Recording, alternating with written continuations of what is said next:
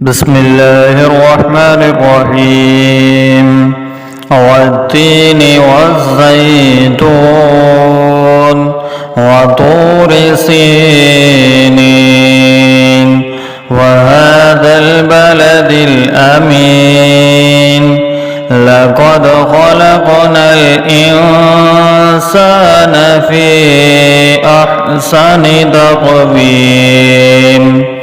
ثم رددناه أسفل سافلين إلا الذين آمنوا وعملوا الصالحات فلهم أجر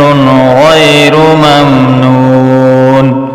فما يكذبك بعد بالدين